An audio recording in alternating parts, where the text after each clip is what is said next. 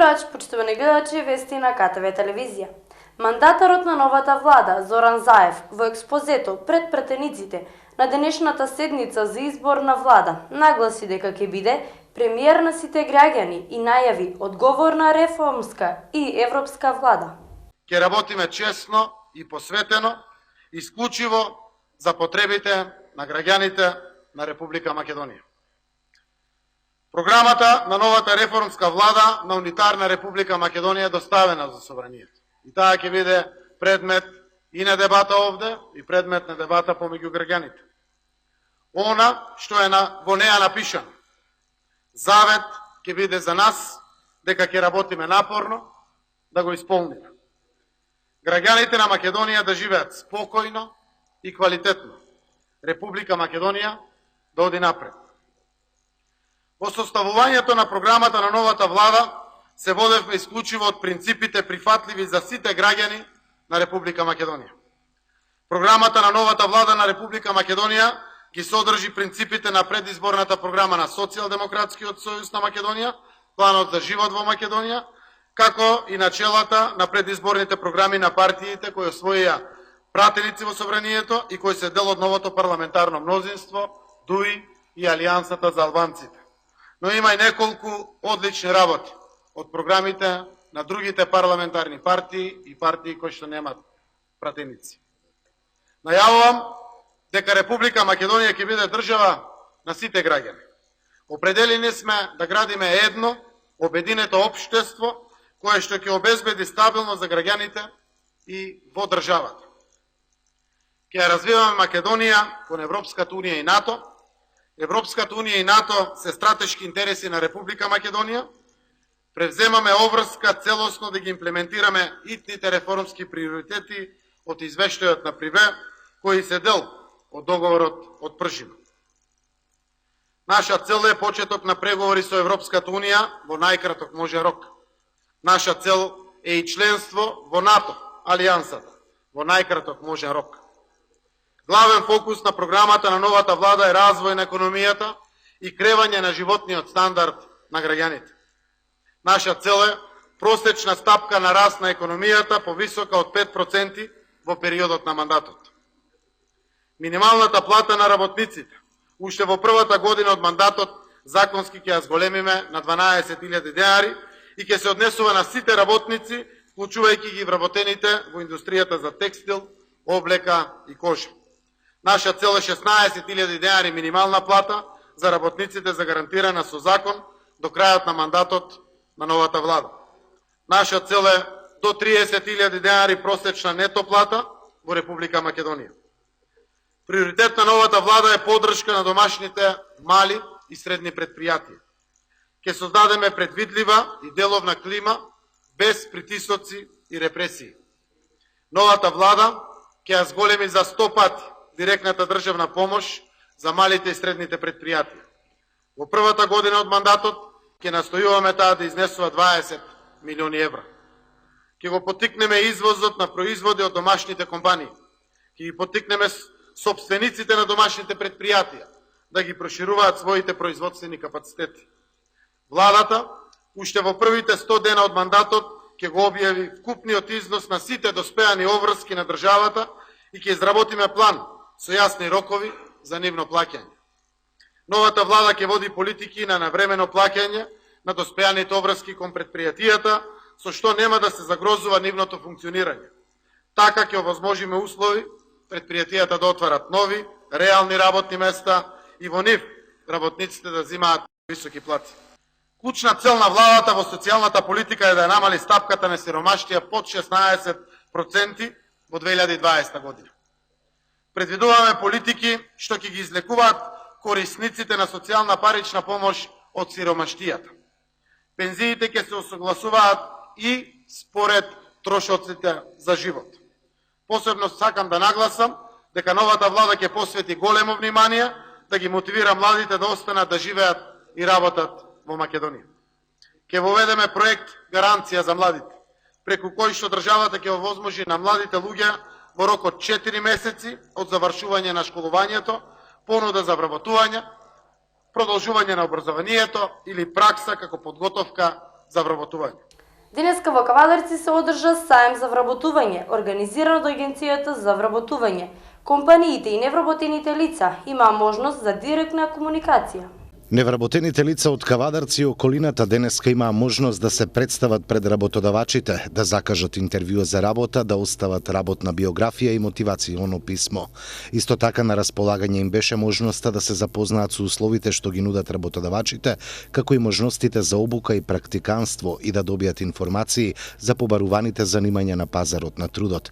Работодавачите пак имаа можност да остварат контакти со голем број работници.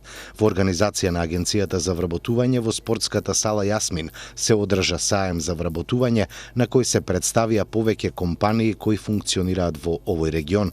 Директорот на Агенцијата за вработување Владко Поповски изјави дека ваквите саемски манифестации давале добри резултати, бидејќи досега преку нив биле вработени над 2500 лица во земјава. Па согласно информациите кои што се од работодавачите, сепак се тоа кои што ги добиваме врз на наше прашање, колку CV имаат примено и колку луѓе вработеле од тие CV.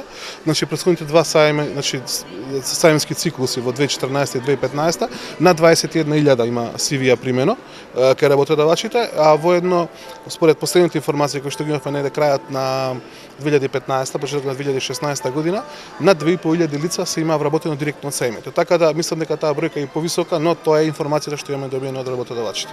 Во рамки на саемот се одржа форум со работодавачи и инфосредби со млади.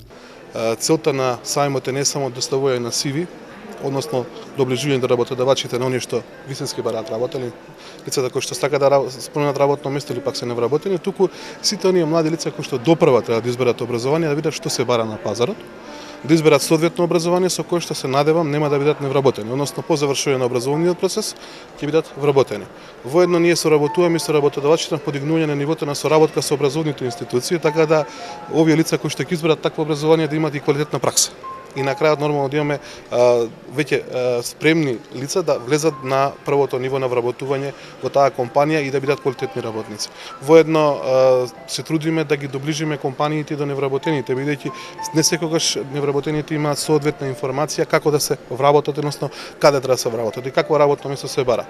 Иако постојат во Република Македонија многу портали, многу информации на кои што се споделуваат работните места, сепак некои лица не ги користат и електронски помагала и едноставно бараат на класичен начин со CV и директен контакт со работодавач. Така да ова е начин на кој што директно во непосреден контакт може да се остави CV, да се поразговара, да се види што се бара. Можеби сега нема да остава CV, но на този период ќе се одлучи да остава CV кај таа компанија.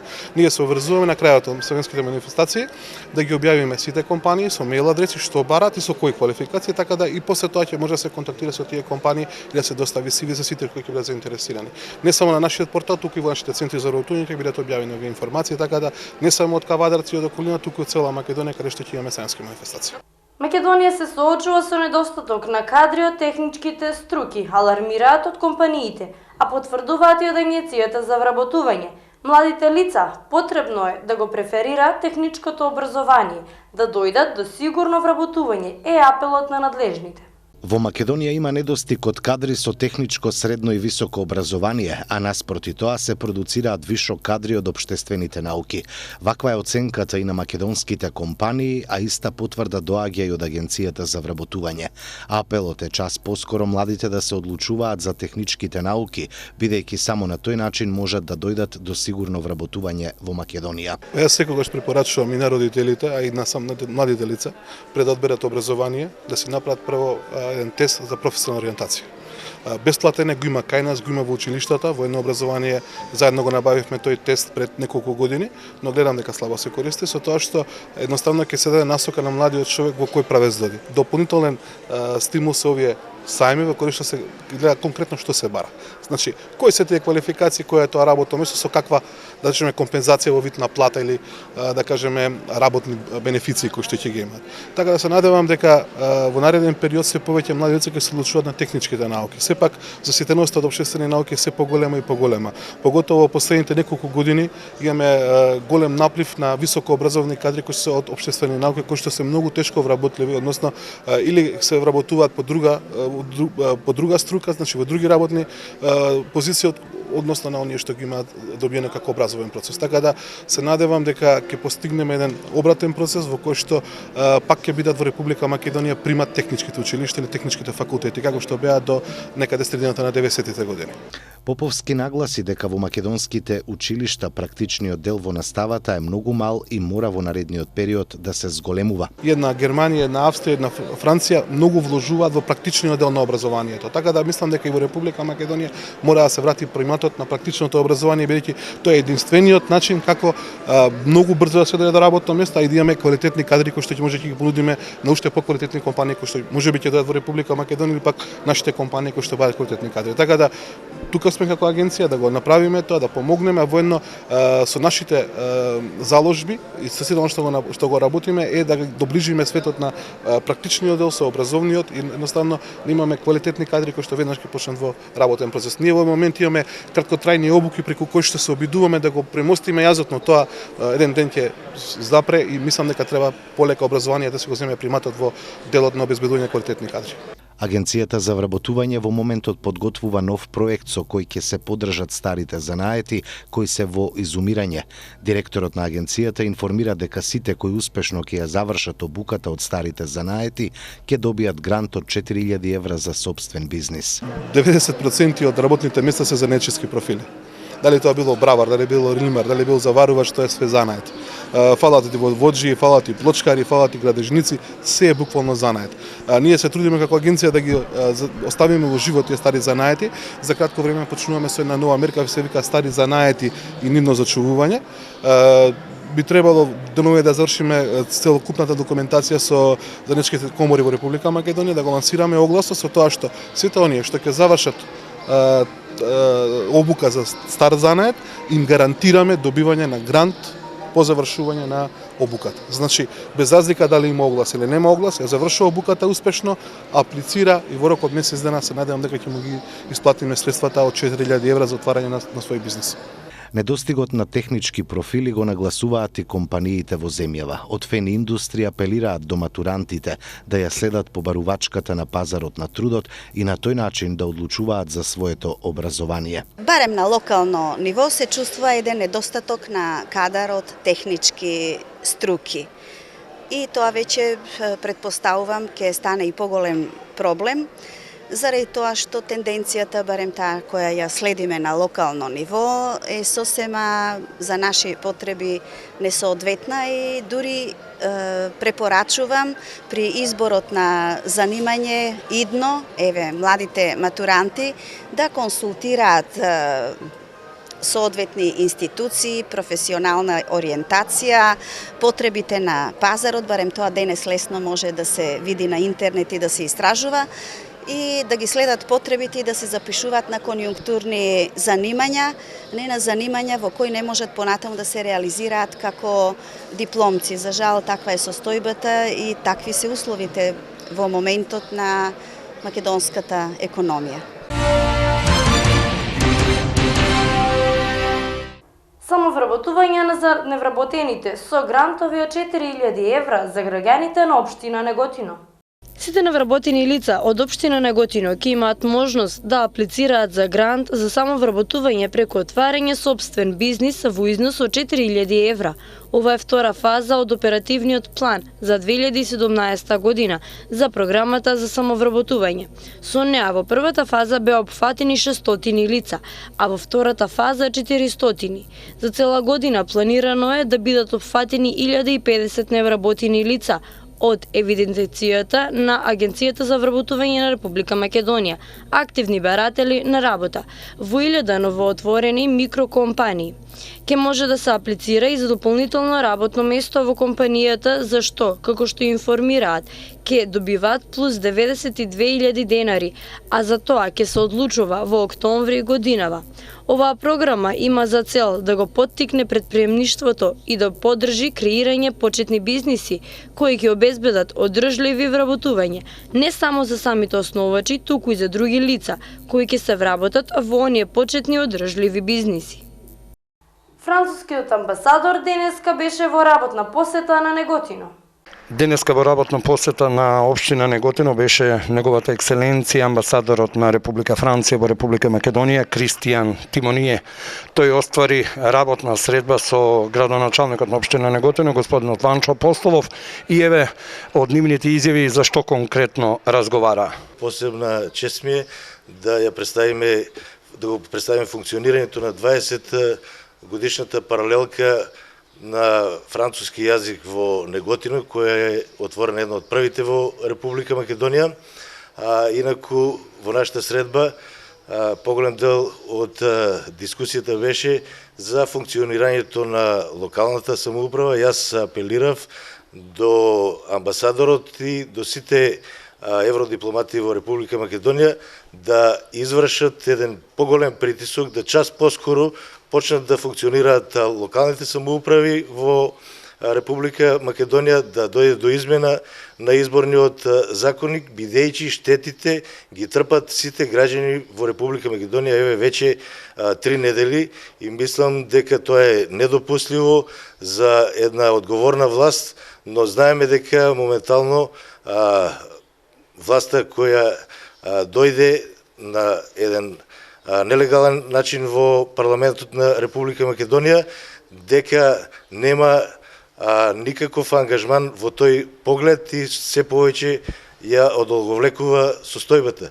Мислам дека притисокот од неговата екселенција, амбасадорот на Република Франција и од сите евродипломати ќе вроди со плод да точката биде ставена прва на дневен ред во собрание на Република Македонија, за да можат граѓаните од целата Република Македонија да не се чувствуваат како граѓани од втор ред, бидејќи не можат ни една работа моментално да завршат во општините во Република Македонија.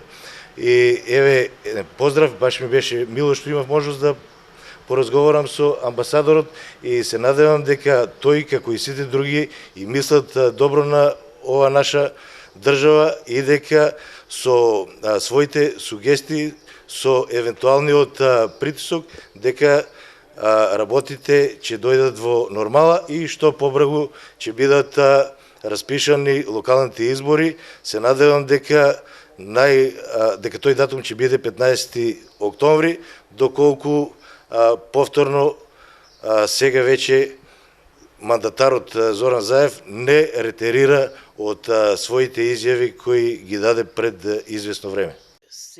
Станува збор за моја прва посета на Неготино и навистина сум среќен што ја имам приликата да се запознам со градоначалникот. А како французин, нели, негувам посебни симпатии кон овој град на виното.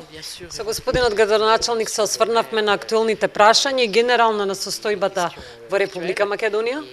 Двајцата заклучивме дека состојбата на актуелна политичка криза треба да биде страница која што ќе биде завртена што побрзо и да чекориме заеднички напред кон европска и атлантска интеграција на земјата. А за тоа треба да се почитуваат и роковите, особено за одржување на сите избори пред се локалните избори. А ние тој момент го очекуваме на вистина со нетрпение и со голем интерес, како што впрочем го очекуваат и сите граѓани на Република Македонија.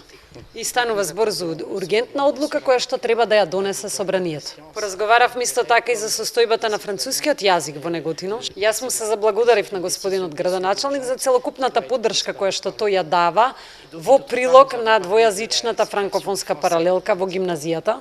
Францускиот јазик е јазик на виното, значи тоа е и јазикот на иднината во Неготино.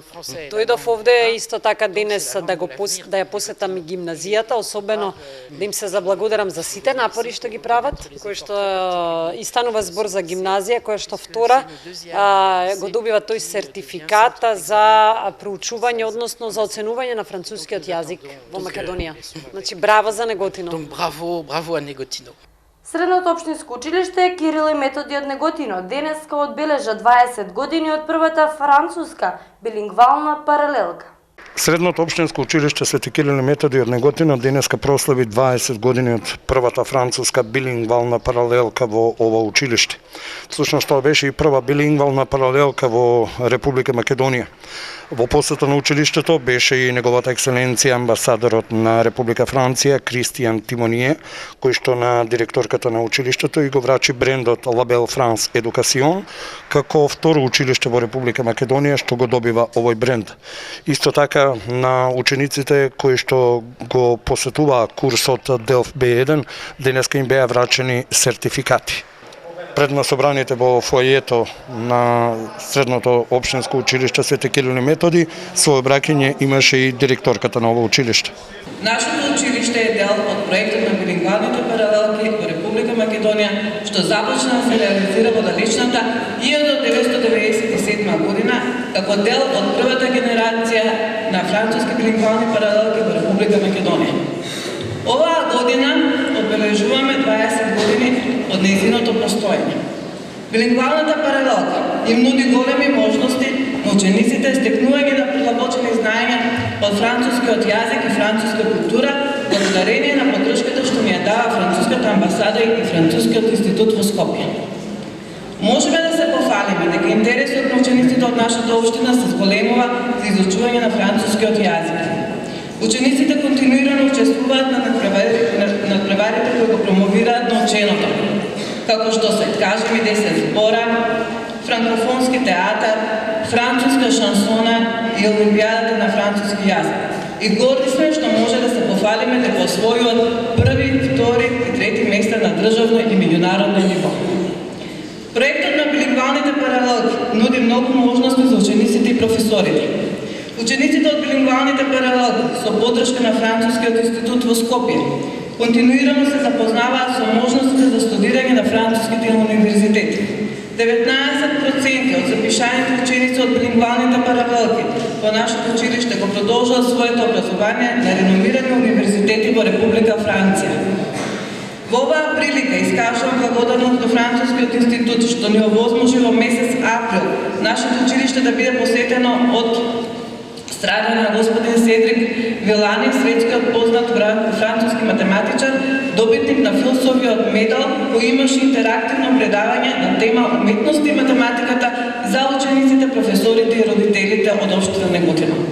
Горди сме што СОУ Свети Кирил и Методи Неготина е второ училиште во Република Македонија кој се стекна со брендот Label France Education. Овој бренд е познат во светот по својата препознатливост и оригиналност.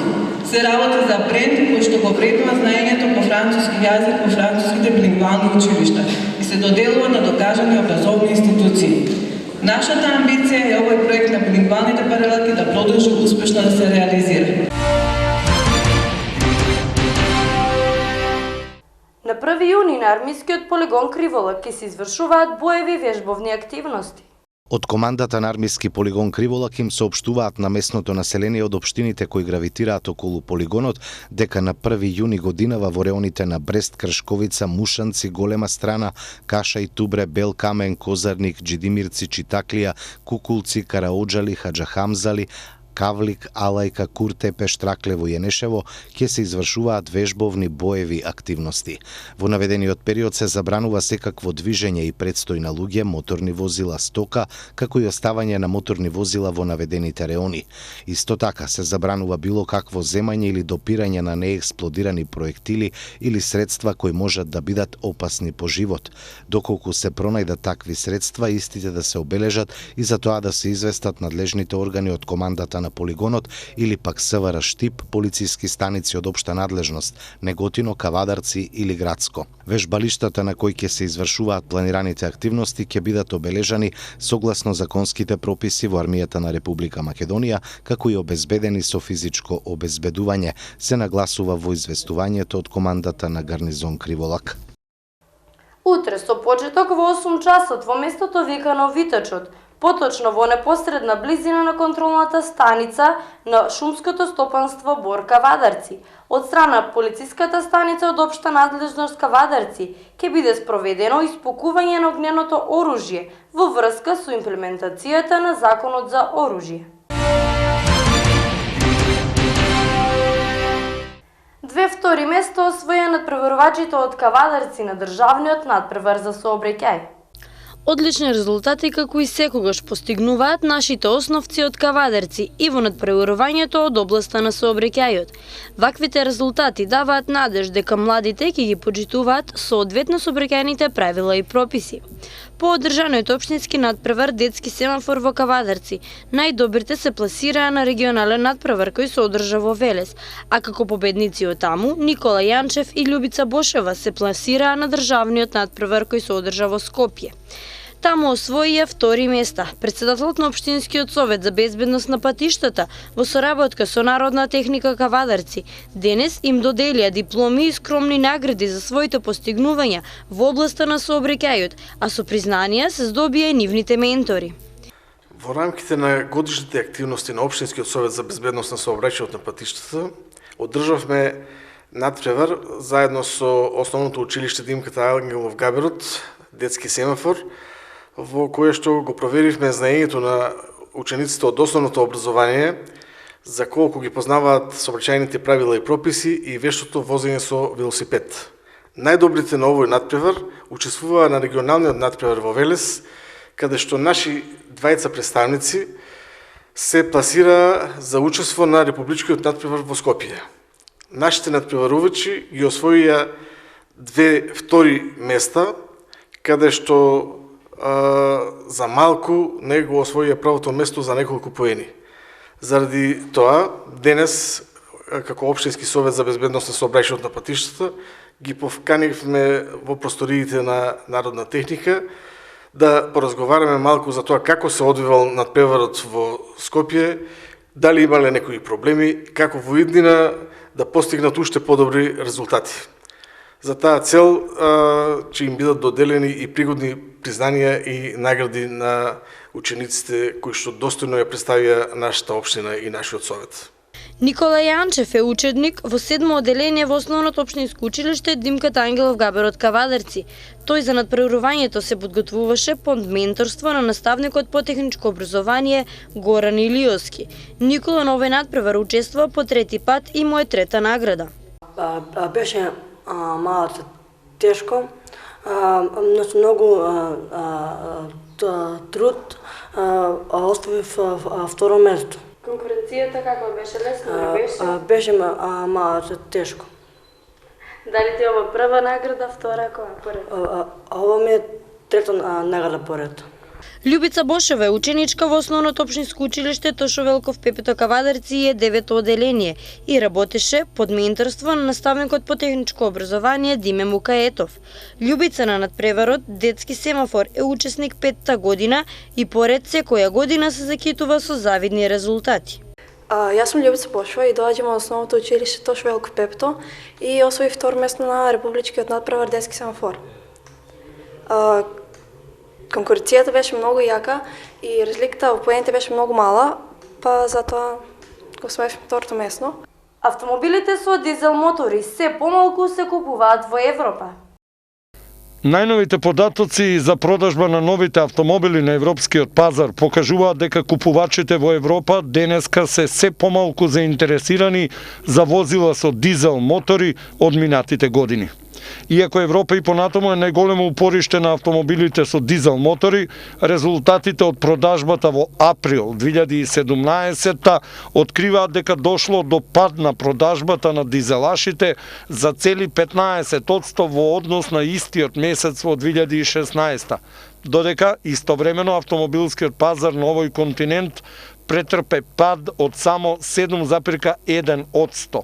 Покажуваат податоците кои ги објави Јато Dynamics.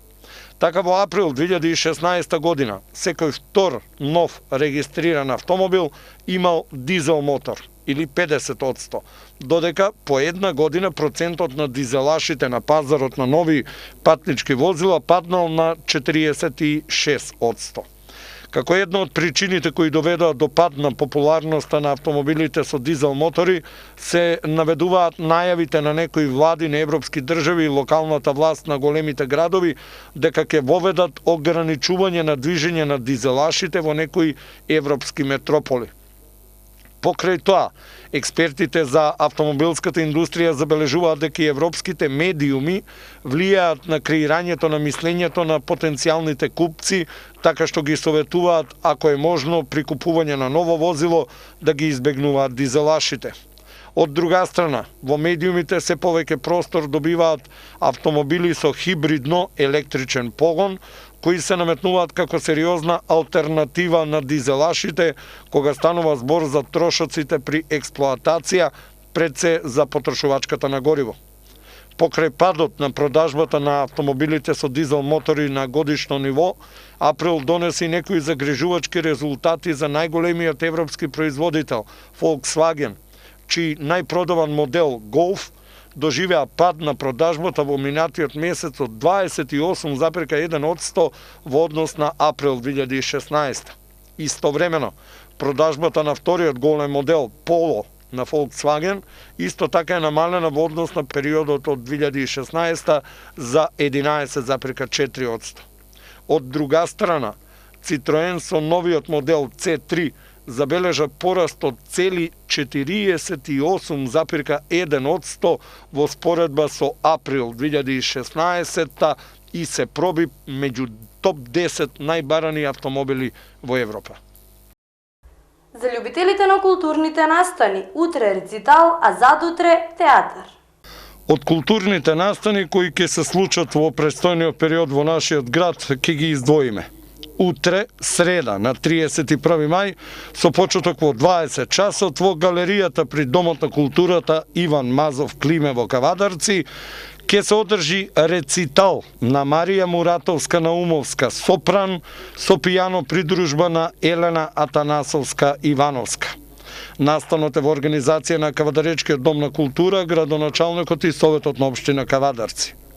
Задутре во четврток, 1 јуни, со почеток од 18 часот, во киносалата при Домот на културата Иван Мазов Климе, ќе гостува драмската секција при Издруженијето на пензионери од Куманово, како гости на Сдруженијето на пензионерите од Кавадарци.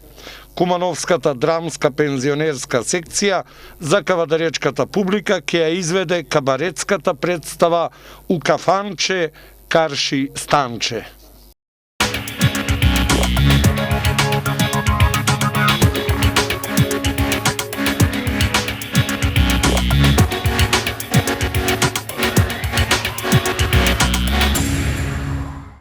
Вести од спортот. Джудистите од џудо клубот Кожувчанка има успешни настапи на 2 државни првенства. Во саботата 27 мај во спортската сала при основното училиште Добре Јовановски во Прилеп се одржа училишното државно првенство во џудо. На ова надпреварување џудо клубот Кожувчанка од Кавадарци учествуваше со 10 надпреварувачи, а се вратија со вкупно 8 освоени медали. Игнат Петров го освои златниот медал во категоријата до 34 килограми, додека бронзени медали освоија Розе Милукова до 48, Благица Колева 78, Филип Здравев до 38, Димитар Грижев до 42, Никола Петров до 46, Антонио Костадинов и Благој Тодоров до 55, додека пак Душко Јовески во категоријата до 46 килограми и Миле Костов до 55 килограми и покрај добрите борби не успеа да освојат медали. Жетвата на медали на нашите џудисти продолжи во неделата на 28 мај на иста локација, но во рамките на државното првенство за јуниори, од кое сите 4 надпреварувачи од Кавадаречкиот џудо клуб се вратија со медал. Никола Станоев во категоријата до 73 килограми, иако беше блиску до златото, немаше среќа во финишот и ја загуби финалната борба, па мораше да се задоволи со сребрениот медал. Додека Трајче Најдовски во категоријата до 60 килограми, Димитар Колев во категорија до 66 и Сашко Гинев до 73 килограми освоија бронзени медали. Потполно сум задоволен од моите џудисти од постигнатиот ефекти при кажаните борби за 2 државни првенства. Жал ми е што Никола Станоев не успеа да освои злато во својата конкуренција, иако беше многу блиску до тоа. Неговата финална борба со Еди Шерифовски од Миоки беше највозбудливата на целиот турнир. Никола ја имаше предноста со 2 вазари се до самиот финиш, во кој Шерифовски на 10 секунди до крајот победи со ипон, рече меѓу другото Маријан Колев, тренерот на џудо клубот Кожувчанка.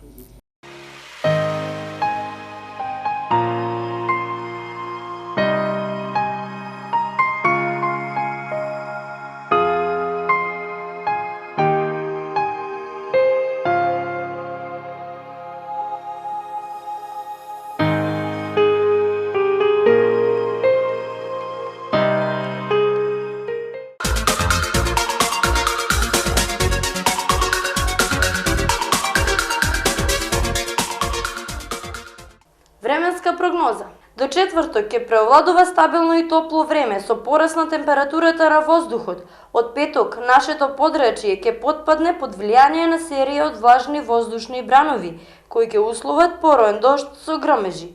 Утре сончево и топло со мала до умерена облачност и со слаб ветер од западен правец. Температурата ќе се движи до 30 степени Целзиусови. Тоа беа подготвените содржини во денешното издание на вестите. Ви благодариме на вниманието, имајте пријатни мигови со нашата програма.